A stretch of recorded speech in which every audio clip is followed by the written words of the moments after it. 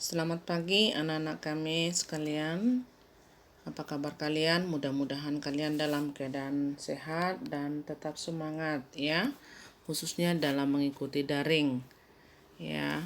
Dan pada saat ini kita akan lanjutkan materi kita seperti yang sudah Ibu sampaikan pada pertemuan sebelumnya. Nah, untuk materi kita ya pada saat ini untuk mata pelajarannya produk kreatif dan kewirausahaan dengan materi standarisasi dan sertifikasi produk ya. Jadi anak-anak kami pernah dengar ya, kalau misalnya kita membeli satu produk itu harus ada izin, ada SNI-nya, standarisasi nasional Indonesia ya. Nah, jadi harus ada standarisasinya supaya lebih kuat dan lebih terjamin kita punya produk. Nah, di sini kita akan belajar pengertian standarisasi dan sertifikasi produk. Istilah standarisasi berasal dari kata standar yang memiliki arti satuan ukuran atau dapat digunakan sebagai dasar pembanding kualitas, kuantitas, nilai, dan hasil karya yang nyata. Ya, dalam arti yang luas, standar menunjukkan spesifikasi dari suatu produk, bahan maupun proses.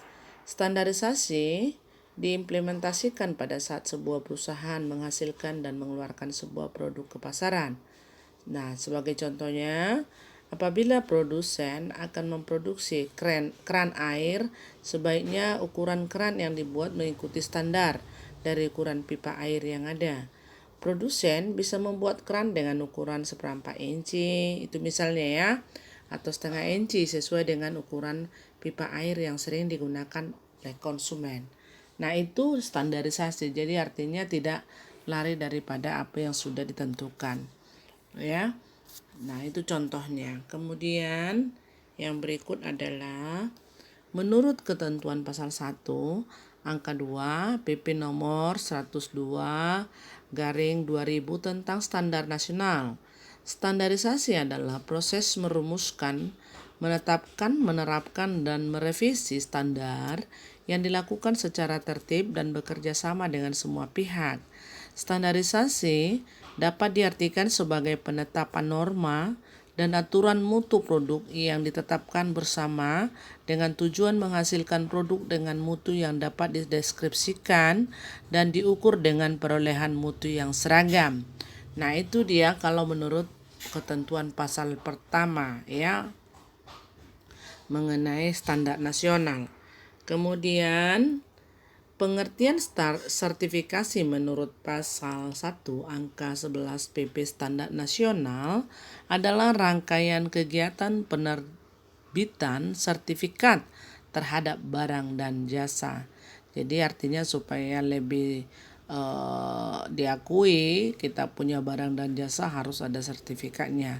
Lebih lanjut, pasal 1 angka 12 menyebutkan bahwa pengertian sertifikat adalah jaminan tertulis yang diberikan oleh lembaga atau laboratorium yang telah terakreditasi untuk menyatakan bahwa barang, jasa, proses, sistem, atau personal telah memenuhi standar yang dipersyaratkan. Jangan nanti misalnya kita mengeluarkan barang tapi tidak ada memenuhi standar. Jadi harus memenuhi standar. Semua ada aturannya ya nak ya. Kemudian yang berikut, Badan Pengatur Standarisasi Produk Nasional. Untuk menetapkan standar pengujian produk tentu harus ada pakem yang bisa diuji secara universal dan harus membawa manfaat secara teknologi, ekonomi, dan sosial. Dan pada dasarnya, standarisasi harus membuat dua hal, yaitu standar teknik dan standar manajemen. Standar teknik adalah serangkaian persyaratan yang harus dipenuhi oleh perusahaan meliputi bahan, produk, dan layanan. Jadi harus dipenuhi standar teknik ini ya.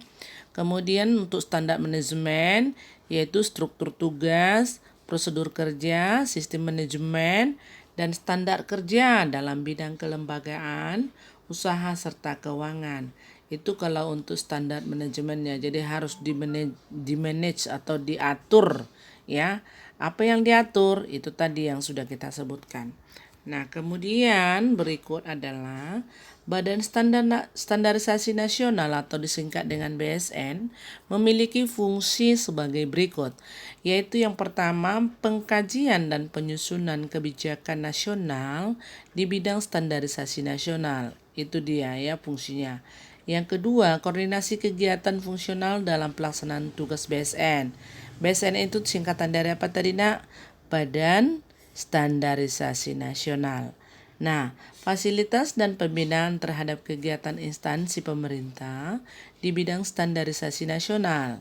Nah, yang berikut adalah fungsinya penyelenggaraan pembinaan kerjasama dalam negeri dan internasional di bidang standarisasi. Kemudian penyelenggaraan pembinaan dan pelayanan administrasi umum. Nah, itulah kira-kira BSN, fungsi daripada BSN itu ya.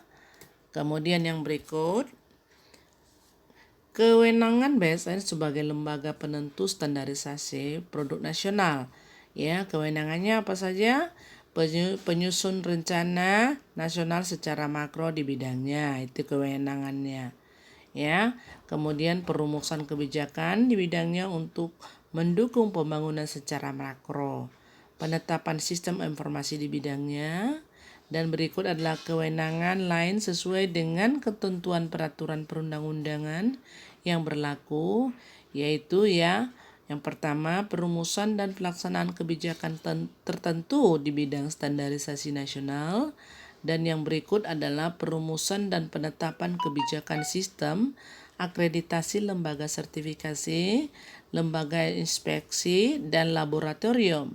Dan yang berikut adalah penetapan SNI, ya, standarisasi standar nasional Indonesia ya.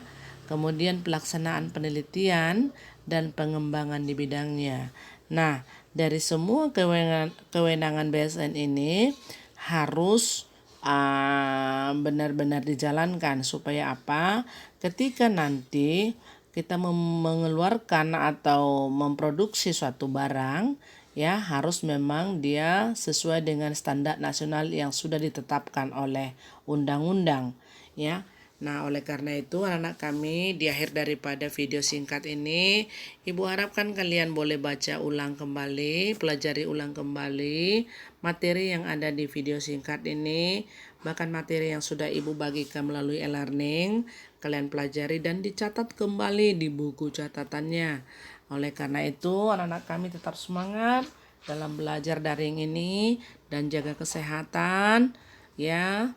Dan semua tugas-tugas yang Ibu berikan tolong dikerjakan supaya nanti penilaian-penilaian itu bisa standar juga seperti yang kita pelajari hari ini. Demikian yang Ibu bisa sampaikan hari ini lewat video singkat ini. Tetap semangat anak-anakku. Sekian dan terima kasih.